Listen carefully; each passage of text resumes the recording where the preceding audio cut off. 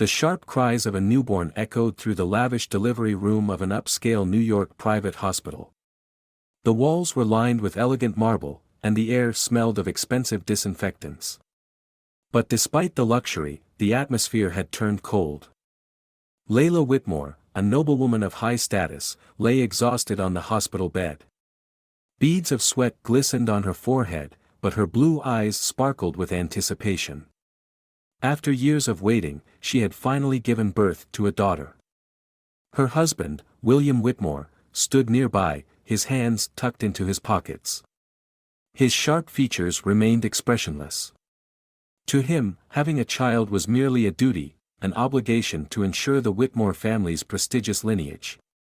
The nurse, a young woman named Maria, carefully wrapped the baby in a soft, white blanket and stepped forward. "Mrs. Whitmore, it's a girl. She's healthy." Layla reached out eagerly. But the moment her gaze fell upon her child's face, her smile froze. "Oh my God!" Layla shrieked, recoiling in horror. She pushed the baby away as if she were some sort of monster. Maria staggered back, nearly dropping the infant. "Señora, what's wrong?" Layla pointed at the baby, her hands trembling. "Look at its face. No, this can't be happening." William stepped forward, his eyes narrowing as he examined his newborn daughter. A large, deep red birthmark stretched from her forehead down to her left cheek, like an ominous stain against her delicate skin. His lips curled into a sneer. An ugly child like this, carrying the Whitmore name? This is an insult. Layla gripped his arm, desperate. "William, we can't keep it. A child like this will ruin our family's reputation." Maria's heart pounded. "Sir, madam, this is your daughter. You can't." William silenced her with a glare. "You have no right to speak. Leave." Maria clutched the baby, her eyes filled with horror. Layla's voice trembled. "William, do whatever you must, but I don't want to see it again." Without hesitation, William turned to Manuel, his most trusted servant. "Take it away. Make sure it never returns." That night, as the city lights flickered, the helpless infant was carried into the cold darkness, unwanted and unloved. The New York winter was merciless, the wind howling through the empty streets like a hungry beast. Manuel, a loyal servant of the Whitmore family, pulled his coat tighter around his body, but no amount of warmth could ease the guilt weighing on his heart. Wrapped in an old woolen blanket, the newborn baby whimpered softly in his arms. Her tiny face, already turning red from the cold, was partially hidden beneath the fabric. Manuel forced himself to keep walking, his boots crunching against the frozen ground. He had served the Whitmores for years, obeying every command without question. But this? Abandoning an innocent child? His conscience screamed at him to turn back, to refuse. But he knew defying William Whitmore was a death sentence. As he reached the edge of a dark, snow-covered forest, Manuel hesitated. The trees stood tall and lifeless, their bare branches reaching toward the sky like skeletal hands. The baby's whimpers turned into weak cries. "God forgive me," Manuel whispered. With shaking hands, he knelt down and gently placed the baby on a large, flat rock, shielding her as best as he could with the blanket. Then, without looking back, he disappeared into the night. A fateful encounter. The infant's cries faded into the vast emptiness of the winter night. But fate was not so cruel. An elderly woman named Eleanor Miller made her way home from the market, pulling a small wooden cart filled with leftover vegetables. Life had not been kind to Eleanor. Widowed and childless, she lived in a modest cottage on the edge of the forest, barely scraping by. As she trudged through the snow-covered path, a faint sound reached her ears. A baby's cry. Eleanor's heart skipped a beat. She followed the sound, her breath visible in the freezing air. And then, she saw it, a tiny bundle on the rock, trembling against the cold. Her frail hands reached out, lifting the baby into her arms. Dear Lord, she murmured, her aged eyes brimming with sorrow. Who could do something so cruel? The baby nestled against her warmth, instinctively seeking comfort. Eleanor's heart clenched. No one wants you, child, but I do. Clutching the baby tightly, she turned and walked home, whispering. I will call you Lillian, a name that means light, so you will never have to live in darkness again. The morning sun cast a golden glow over Eleanor's small wooden cottage, nestled at the edge of the dense forest. Inside, warmth radiated from the crackling fireplace, and the smell of fresh bread filled the air. In a worn-out rocking chair, Eleanor cradled the baby she had named Lillian. It had been days since she found the helpless child abandoned in the cold, but already, she felt an unshakable bond. You are safe now, my dear, she whispered, stroking Lillian's tiny cheek. No one will ever harm you again. But Eleanor knew the world would not be kind to this child. A village of cruelty. When Lillian was 6 years old, she learned the harsh reality of the world. She sat on the cold wooden floor, flipping through the pages of an old, tattered book that Eleanor had kept for years. The words were difficult to understand, but she never gave up, because learning was the only thing that made her feel like she belonged somewhere. Eleanor, watching from across the room, smiled gently. You're very smart, Lillian. One day, no one will look down on you anymore. Lillian looked up, her big, curious eyes shining with hope. Grandma, if I study really hard, will people love me?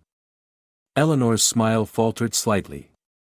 She gently ran her fingers through the child's messy hair. Not everyone is kind, my dear, she said softly. But if you have knowledge, you will have the power to change your fate. Lillian nodded, even though she didn't fully understand. But outside their small cottage, the village whispered. The outcast child. The village was small and poor, but its people were filled with prejudice. Whenever Eleanor took Lillian to the market, the judgmental stares burned into her. That's the girl with the birthmark. She looks terrifying. She must bring bad luck.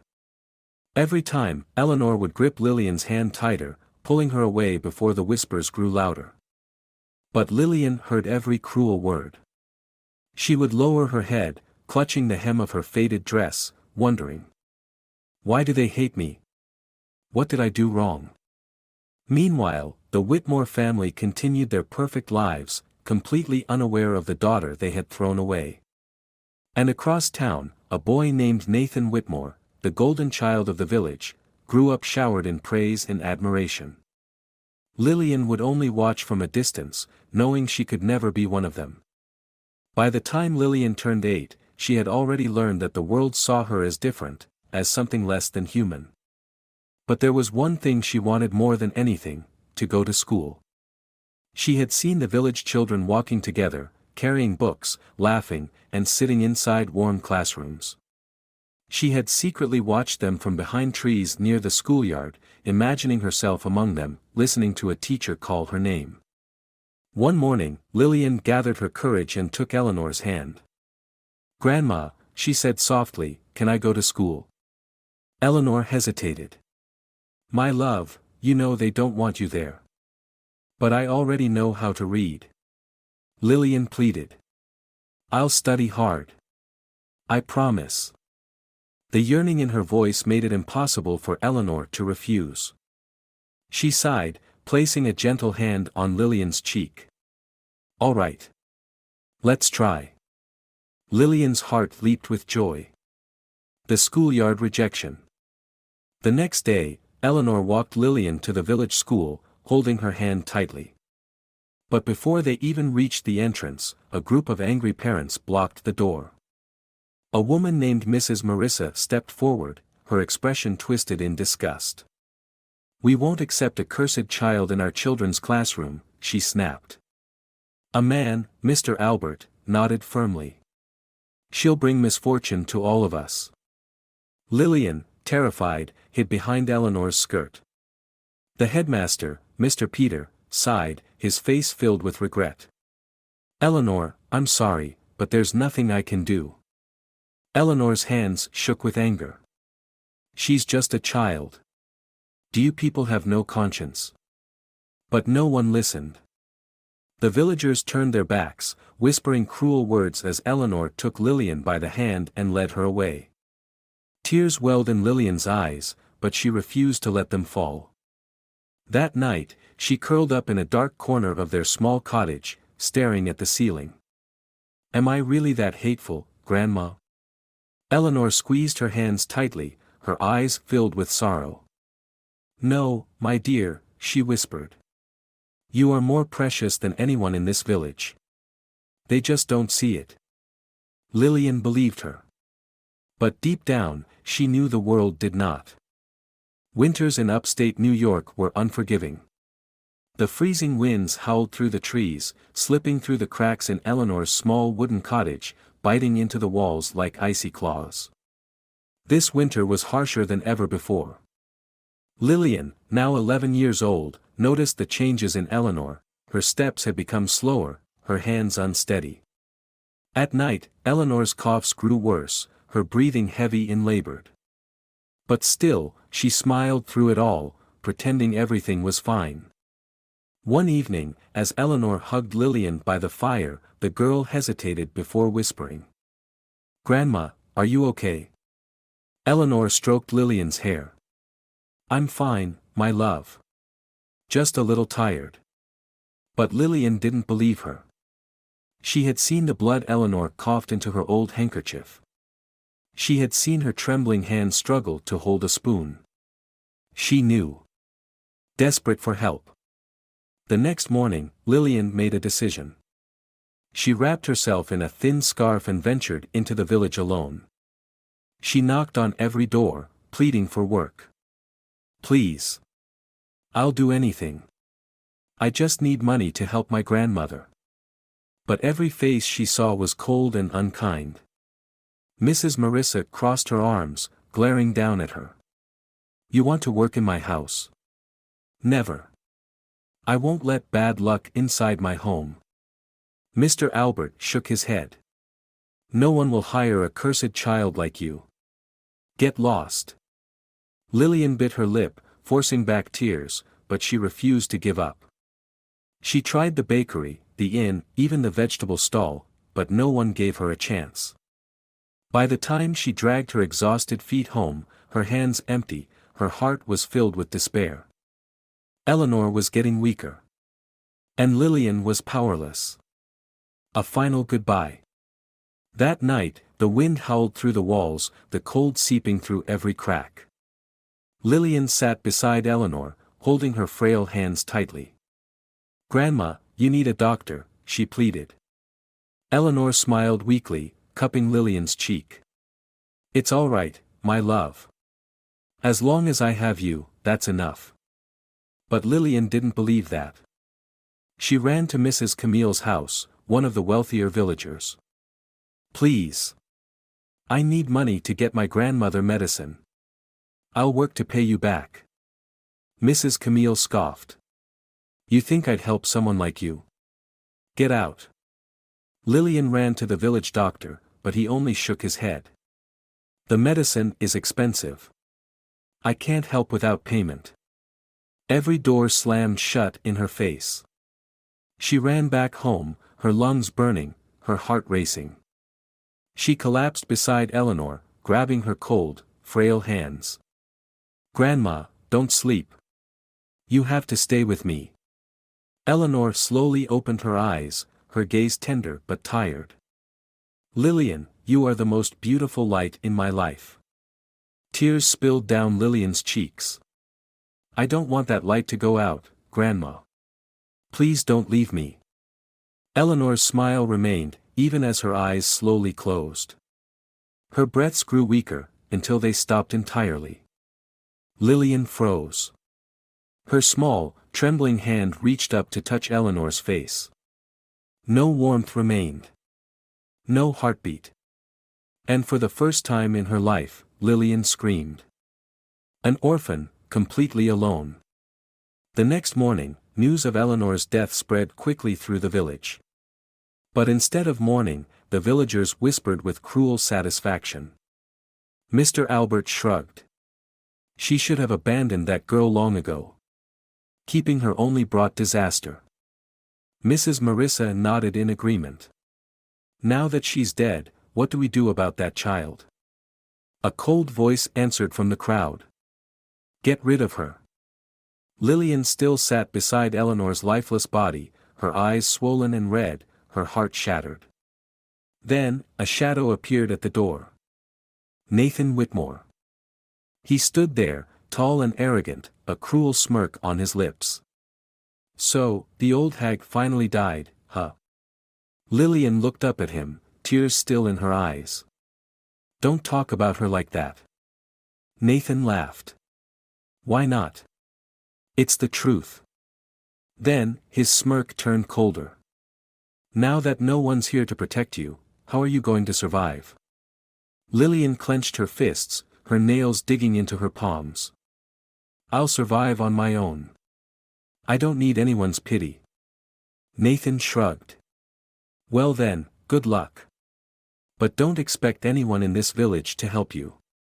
Then, he turned and walked away. Leaving Lillian drowning in grief. Leaving her utterly alone. Lillian was now truly alone. Without Eleanor, she had no family, no home, no protection. She spent the first night after Eleanor's funeral curled up in a corner of the marketplace, shivering as the cold wind cut through her thin dress. Her stomach ached with hunger, but she had no food. Her body trembled from exhaustion, but she had no bed. The villagers avoided her as if she were a disease. The same people who once bought vegetables from Eleanor now refused to even look at her. She was invisible. A ghost in the only place she had ever known. Begging for survival. Lillian walked the village streets, her bare feet swollen and bruised from the rough ground. She stopped by the bakery, where the scent of fresh bread filled the air, making her stomach twist painfully. With her voice barely above a whisper, she pleaded with the baker's wife. Please, just a small piece. I haven't eaten in days. The woman's face twisted with disgust. I don't give handouts to cursed children. Then she threw a bucket of dirty water at Lillian's feet, soaking her tattered dress. Lillian turned and ran, her face burning with shame. She tried the inn, the fruit stall, even the old butcher, but every door slammed in her face. Every time she opened her mouth to ask for help, someone whispered. She should have died instead of Eleanor. A child like her should just disappear. Nathan's cruelty. One day, Lillian crouched down behind a shop, desperate enough to pick up a discarded piece of bread from the ground. Before she could take a bite, a sharp voice sneered behind her. Look, guys, the little monster is eating garbage. Lillian froze. She turned and saw Nathan Whitmore, standing with his group of friends. Daniel and Raphael smirked beside him. Nathan stepped closer, crouching until his face was inches from hers. Do you really think you deserve to live like this? He whispered. Lillian tightened her grip on the dirty bread but refused to let it go. Nathan laughed cruelly.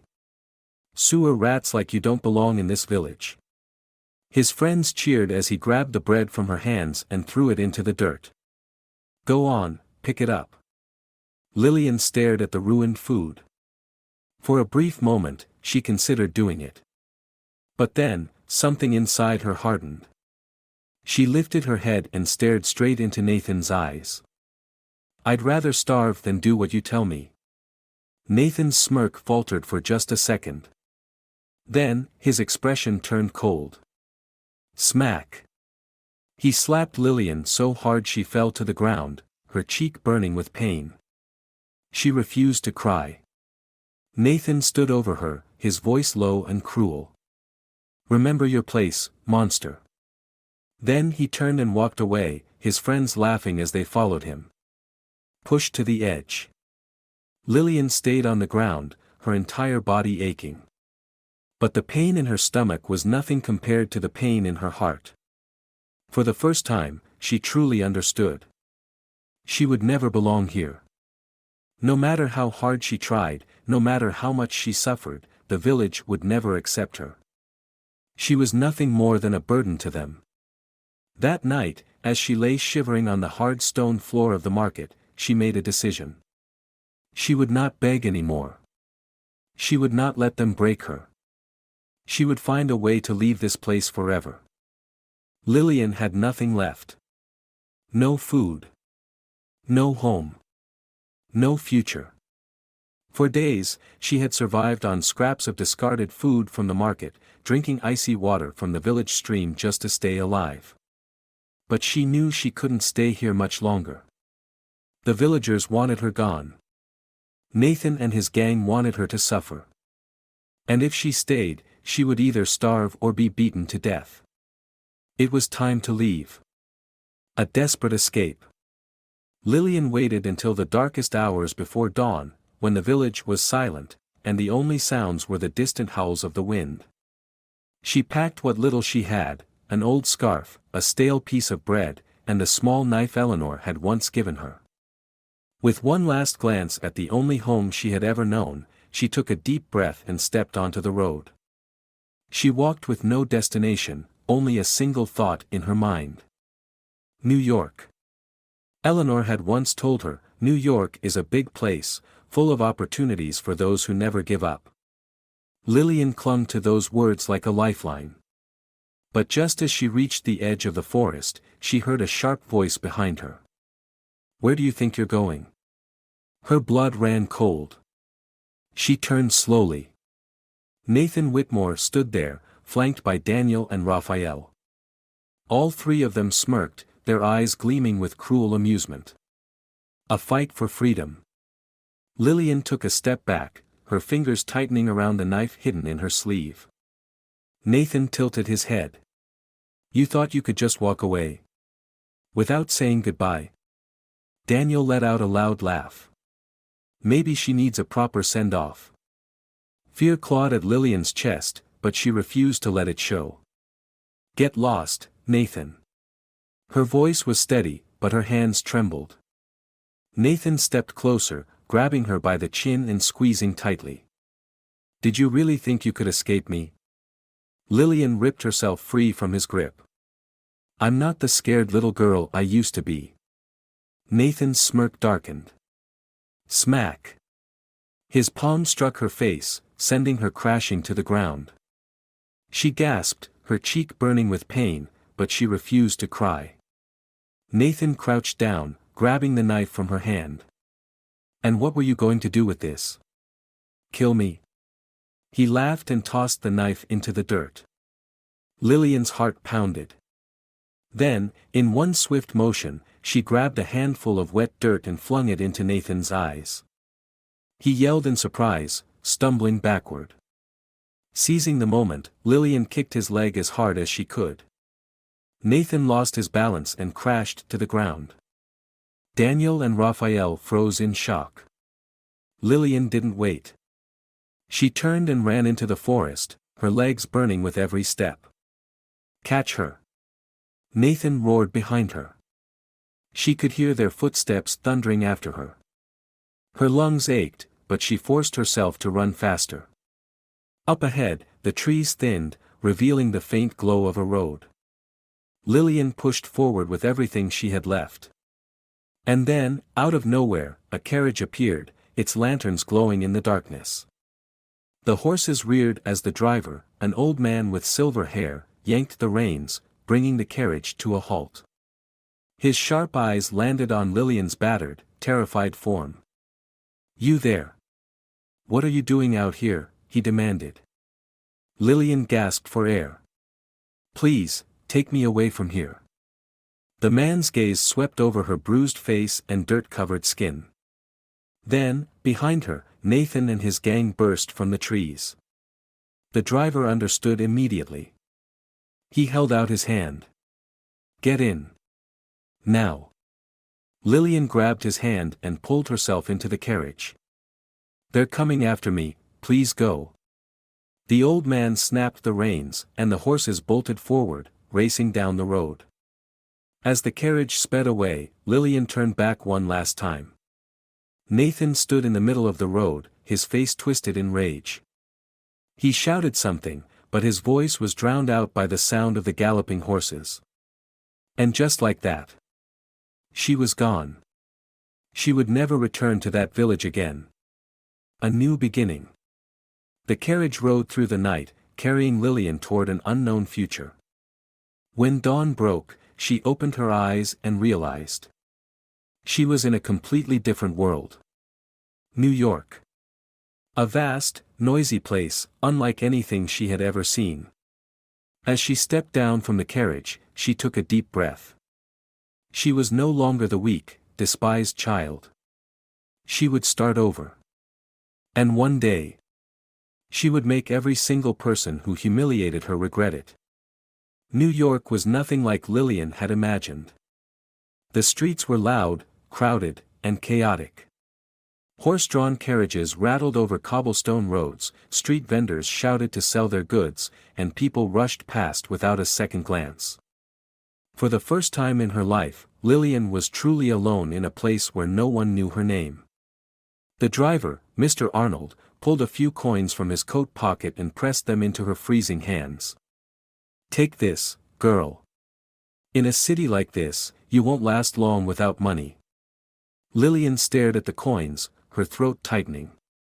It was the first time someone had helped her without cruelty. She looked up at him, her voice barely above a whisper. "Thank you. I won't forget this." Arnold simply nodded, then snapped the reins, driving his carriage away. Lillian stood on the crowded sidewalk, gripping the coins like a lifeline. She had escaped one nightmare. But now, she faced a new one. Finding shelter. Lillian walked for hours, searching for somewhere, anywhere, she could stay. She passed by lavish hotels, wealthy districts filled with elegant women in fur coats and men in fine suits. They barely spared her a glance. She knew she didn't belong there.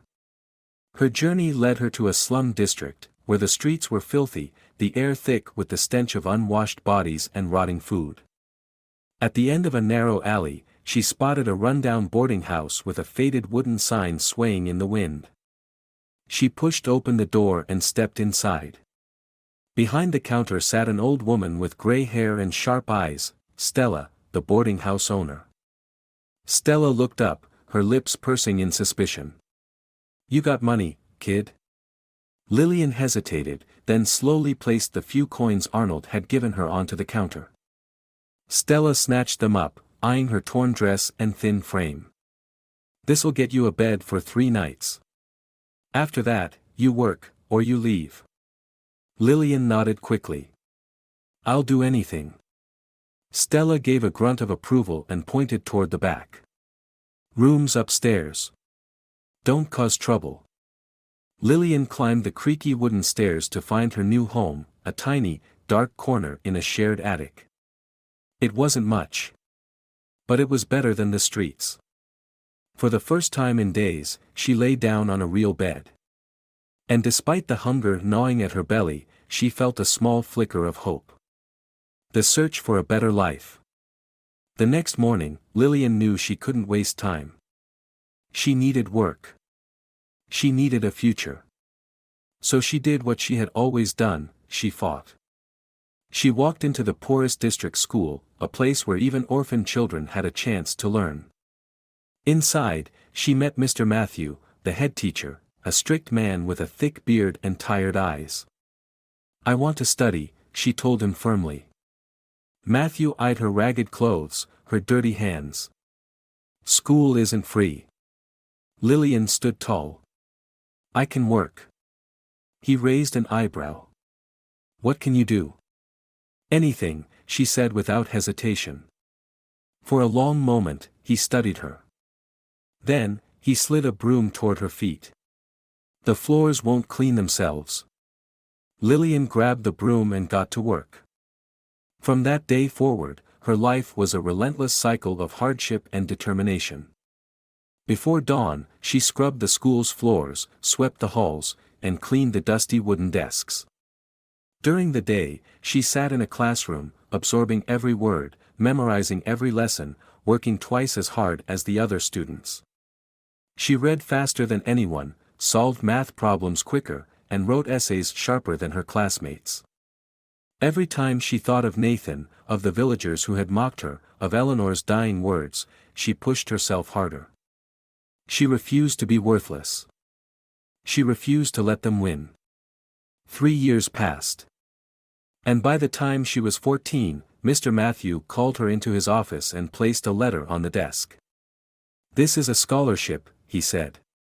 "To one of the most prestigious medical universities in New York. I've recommended you." Lillian's breath caught in her throat. "Me?" Mr. Matthew gave a rare smile. "You have talent, girl. You deserve this." Lillian took the letter, her hands trembling. For the first time in years, tears fell down her face.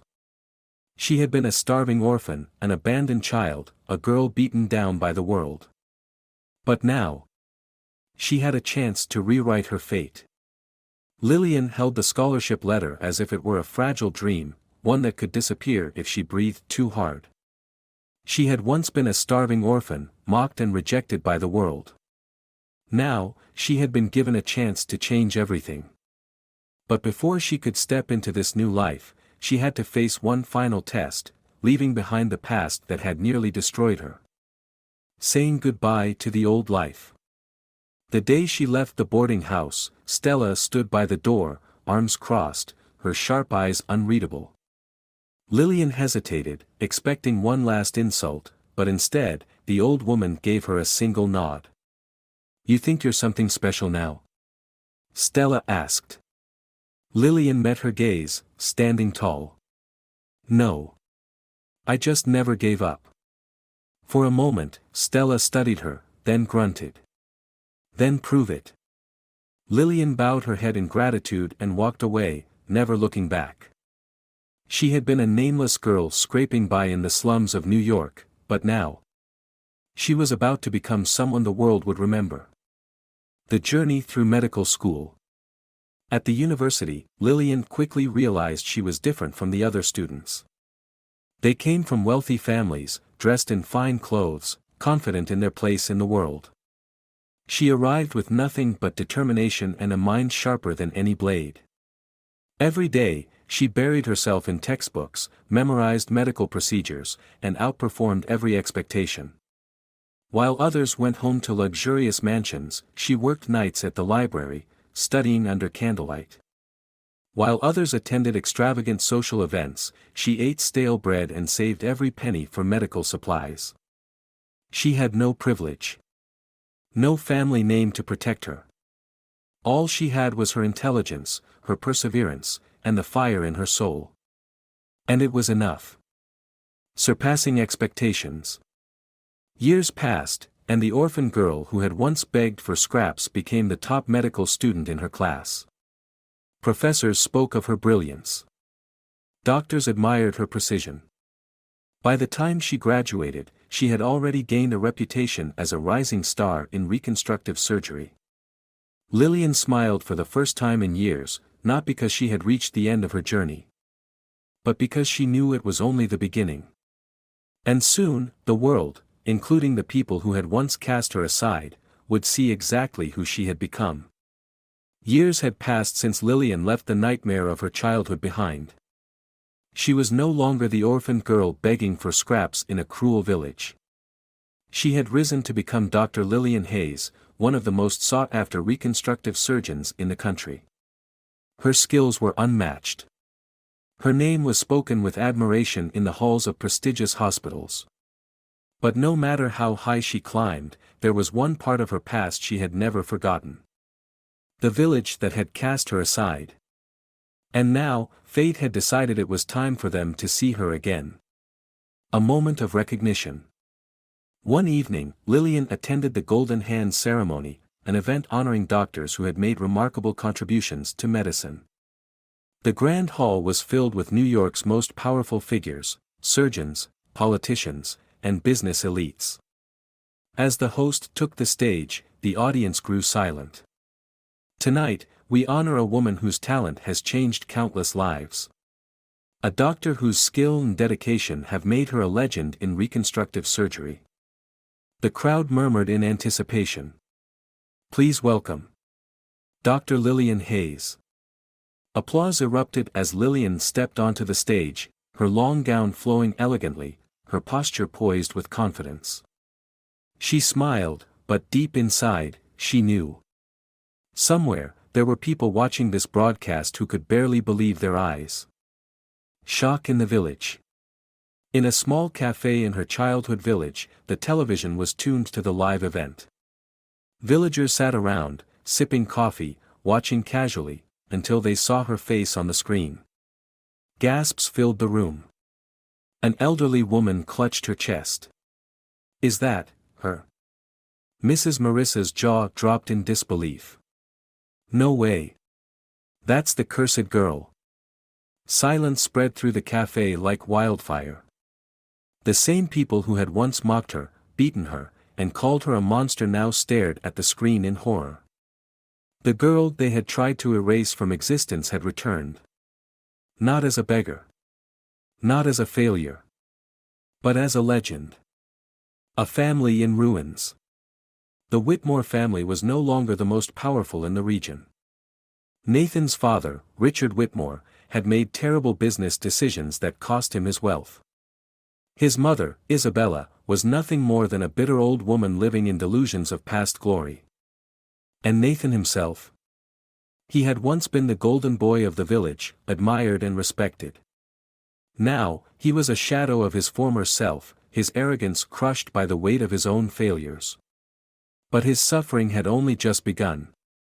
Because soon, he would have to face the girl he had once tormented. And this time, she was the one in control. Lillian Hayes' journey is a powerful lesson in resilience, perseverance, and the power of self-worth. In 2025, as we navigate an increasingly complex world, her story reminds us that our past does not define our future, our determination does. One of the most important lessons from Lillian's life is that adversity can either break us or build us. She was abandoned, humiliated, and cast aside, yet she refused to be defined by the cruelty of others. Instead of seeking revenge, she focused on bettering herself, proving her worth through hard work and intelligence. In today's society, where people often feel trapped by their circumstances, her story teaches us that no matter how difficult life gets, we always have the power to change our narrative. Lillian's success also highlights the importance of education and self-improvement. Despite having nothing, she used knowledge as her weapon, proving that true power doesn't come from wealth or privilege, but from one's ability to learn, grow, and rise above challenges. Most importantly, her story reminds us that kindness matters. While she faced cruelty from many, a few people, like Eleanor and Arnold, offered her small acts of kindness that changed her life. In 2025, when the world often feels divided, Lillian's story urges us to be the reason someone else doesn't give up. Her triumph wasn't about revenge, it was about becoming so successful that those who once hurt her could never reach her again. Her story proves that the best way to overcome hatred is not through bitterness, but by rising so high that no one can ever look down on you again. Lillian Hayes has come a long way, from an abandoned child to one of the most respected surgeons in the country. But her journey is far from over. Now, she stands at the crossroads of success and unfinished justice. What should Lillian do next? Should she confront those who wronged her, or should she leave the past behind and focus on building a new future? Should she use her influence to help others who have suffered like she did, or should she continue proving that success is the best revenge? We want to hear your thoughts. Comment below with your advice for Lillian. Show your support if you admire her strength and determination. Share this story with others who need inspiration to rise above adversity. Lillian's journey is a testament to resilience and self-worth, but the next chapter has yet to be written. What do you think she should do now? Let us know in the comments.